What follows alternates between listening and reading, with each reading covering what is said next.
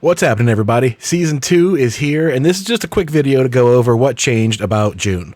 It's not a whole lot, but it's very subtle things that I think will improve the character overall. It's not stuff that's going to change how you play. It's not like moves or, oh, I'm going to use this all the time, or I'm never going to use this again. It's more just a modification of how her system works, which I think is pretty good if it's not just like meh in terms of like a new season of patches, you know? But we'll go over it and we'll see how it unfolds as we get used to playing. But I think you're going to see a couple of things like, oh, that makes good sense. And you'll agree that, yeah, this is definitely better than it was without being anything silly. So first of all are the inclusion of new moves for every character. And in Jun's case, it's Miare stance 1+2. You might be saying to yourself, she already had that. And yes, you're right, she did. If you were Miare stance and you did 1+2, she would do Izumo strike. This. The only difference is this version of it is mid. It's basically the same thing, only it's a mid version. It has the same result as forward 1, this little like chop into Izumo. Pop up. There's no like stance animation. But it basically works as a mid Izumo strike. Works just like that, except it's a mid. It's 3 frames faster than the old one was, and it's still the same, +6 on block and +11 on hit. Counter hit, you still get the huge advantage, and you should still get the Izumo 3 heat engager. So, as a new move, that's pretty good. It's going to make you want to use Miare stance a little bit more because that's excellent. It's not like the old one was bad. People were going to duck against this stance. Your options about ducking or get hit by that or get hit by the spirit gun. So, like, it's whatever. But Miare stance is like, how often am I ever going to use this thing? I think you can use it a lot more now because you can do stuff like that out of just like your forward 2. And then have Izumo stuff from there. Low. I think it's going to mess with the timing of people a lot. If they don't know when the gap is, they're going to get jacked up by some stance transitions. I'll tell you that much. You could get blown up too, right? If they make the good read and get a good block or whatever. That's the way stances go. But I think that helps Miare a little bit by giving you a way to do that into Izumo, which is better. And the second new moves are just stance additions. Forward 1+2, and you hold forward goes into Genjutsu, and you hold backwards goes into Miare. Exactly the same situation as forward 2, holding forward or back, or like back 2-1, holding forward and back. They added that to forward 1+2 now. That can also do that. So like when you're doing a heat engager or something, look at all those +6s right in a row. That's a really good use for that. Forward 1+2 is those nice plus frames, but you're just left with your basic offense. Now you can use those plus frames to go into Miare, more big plus frames to go right into Izumo with no delay. So that's a big addition. I like that, especially for heat engagers, if nothing else. That's a good opportunity to use that. Hell sweep, right? Good stuff out of that. They also added that to Izumo 1. Hold forward or backwards to go to Genjutsu or Miare. Just the 1. If you mash out, you're going to get 1-1. And she still has 1-2 and all that. It's just the 1. So Izumo, 1, and hold forward or back. Genjutsu and all that. So now you can think about, right, all the loops you're going to get. The Tekken 2 ass loops that Jun used to be based on doing. You can kind of do some of that now. You can go into Izumo like with this, and then go into Genjutsu, go into Izumo, into Miare, into Izumo, right? These are stance loops. They're not real, obviously. They're not block strings, but you can keep doing that. Very creative. So Izumo 1 is a very cool choice. There's a lot of options there, right? You still have like 1-1 and 1-2 both exist. You still have, all the other things in there, but putting another stance buried in there is kind of cool. She used to have Izumo into White Heron Dance. They got rid of that in this game. So that kind of like makes up for it. She got another layer of stance in there. That's very cool. So Izumo 1 into stance. Pretty good stuff. Heat bursts are now available during stances for most characters. Whereas they traditionally were just 2+3 out in the open. She can now do this right out of Izumo, as you can see. Same input, 2+3. So Izumo 2+3 gives her access to this heat burst. Same properties as the exact same move. But since that has to be a 2+3 input, it's generic and it's like built into the game now. If you recall, her previous Izumo 2+3 was a throw. She could do 2+3 or 1+4. The opposite corner buttons were throws for some stupid reason. Now they're just regular throws. You just press both left buttons or both right buttons, and you get your throws back from Izumo. Cool. So because you can do heat burst during Izumo, if you're already in heat, that means you should be able to do heat smash, which is correct. She can do heat smash with 2+3 out of Izumo stance when she's already in heat mode. You'll notice it changed a little bit. It's got a throw animation now. Still works the same on block, but the hit, it's a throw animation, doesn't wall splatter or anything like that. So Izumo stance gets you heat burst and heat smash. Your other heat smash, some characters already had an alternate heat smash out of their stance. Jun used to have one out of Genjutsu that looked like the low. Well, they got rid of that. But instead, if you're in heat, you can do Genjutsu 1+2, and get the exact same effect. That's basically the exact same thing.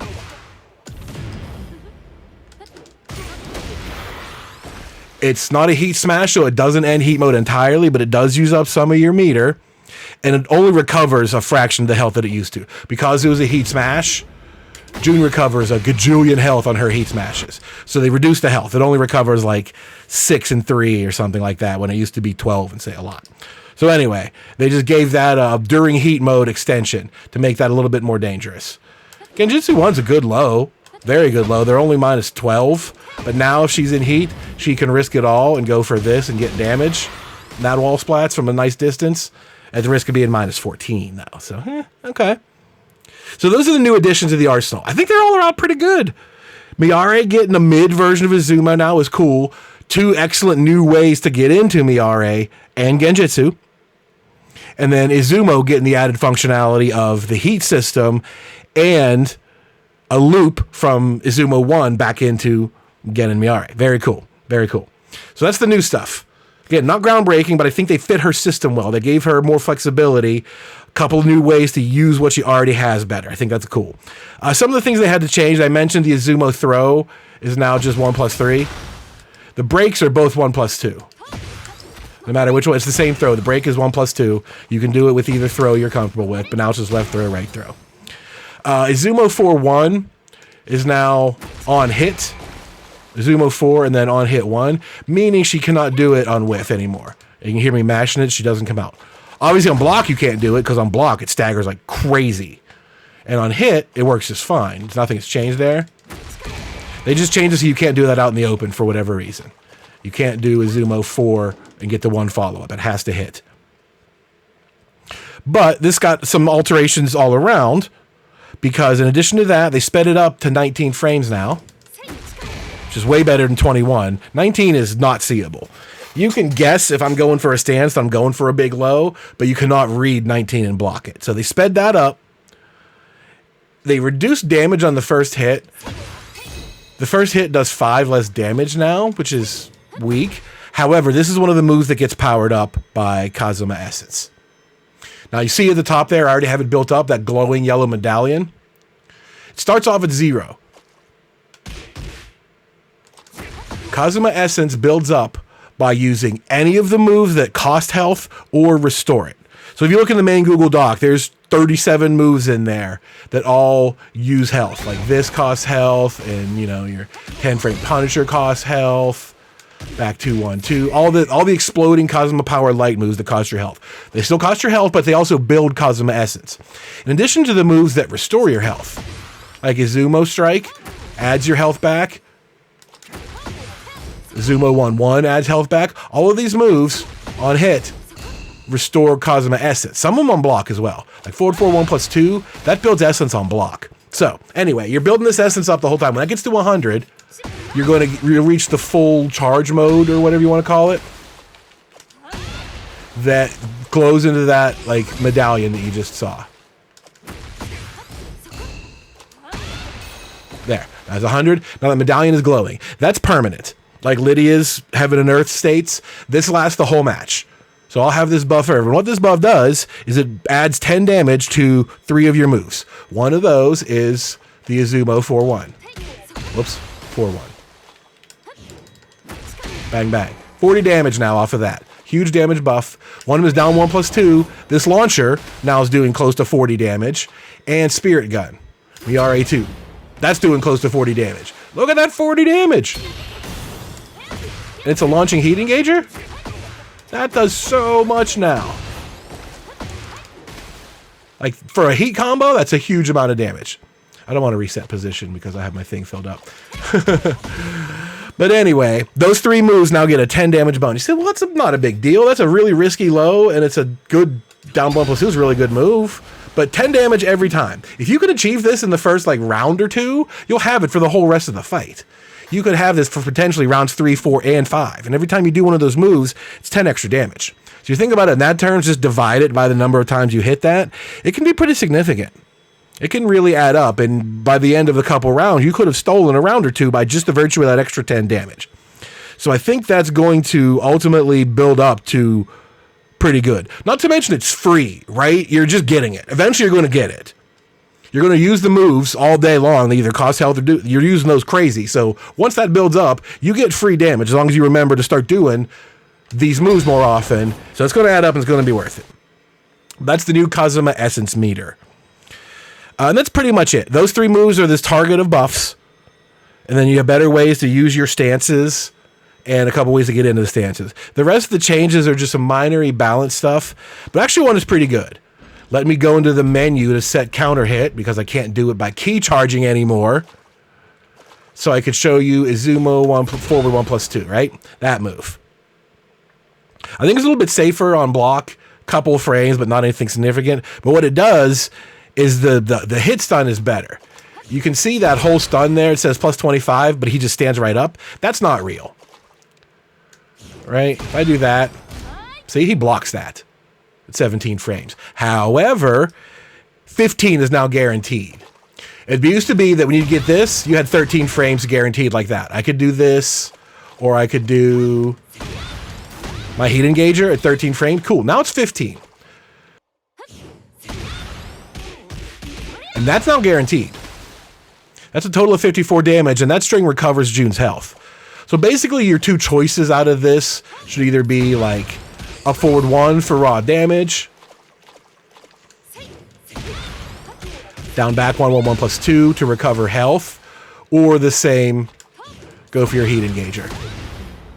That way. So that's actually kind of cool. You're going to use that move because it's the fastest thing you have out of Izumo. That plus 6 is great and all, but when your move like that is 23, you're going to get blown up. Or when you move like this is 19, you're going to get blown up. But if they try to challenge you during Izumo and you did this, it's going to counter hit them. It's plus 6 and that's 16 on startup. So that'll trade. I mean, it'll trade a jab evenly. So you're kind of on your own there. But for the most part, that's going to counter hit them. And now that counter hit lets you get a, health regen for free. That's a pretty good buff. Kind of neat. I like that. It's a move you should be using. It's a move that keeps her stance on it, so it's very important whether you were using it or not. That got a little bit more buff now. Plus you get health regen. Again, it's using her systems better than they were. 1, 2, 2 is natural combo now. I feel like that's kind of nice. She went from having the second worst 10-frame Punisher in Tekken Tag 2. Asuka was like the only character that was worse. Asuka's 10-frame Punisher is literally her jab and nothing else. Well, Jun's was just 1, 2. That's it. That's all there was. There was nothing else. She couldn't do shit otherwise. So this game, they boosted her 10-frame big time. They gave her up forward 1, which is that huge damage in the wall splat. Now they're giving her 1, 2, 2, which is 26 damage. I'm still on counter hit. 25 damage, but puts me in stance. That's a free Izumo stance at plus 11. So for a 10-frame Punisher, you could go for this. And remember, you've got a buffed up Hell Sweep, and you've got a buffed up counter hit waiting on that, right? So that kind of all ties together very well. 1, 2, 2 is now natural combo, and a very valid 10-frame Punisher. Some other balancy stuff is the Miare stance now, since you're going to be using it more. They've, again, adjusted how it regens. In 1.5, they made it regen health at a quicker interval and then at like set intervals from there on, like you can see now. This time they changed, they got rid of that. It's just every, 50 frames, I think it is. Tink, tink, tink. Every 50 frames, it regens your health and builds 1 Kazama Essence. It doesn't do it on startup. Usually, whenever you would do like that move and it goes into Miare, it does not do the health regen immediately. It only does it after the 50 frame intervals. So like when you were doing the wall combo that ends with this, you were getting a big chunk of health because of the startup. Now it's only going to get 1 tick. You only have time for like that 1 tick. So whatever, it's not like something you're going to count on, but Miari's stance does not build health or essence on startup, but it does build them both as you stand there and hold it for whatever that's worth. Balance-wise, the last thing is Genjutsu stance tracks to the left now. They had to make such a special note of that, it's actually in the menu.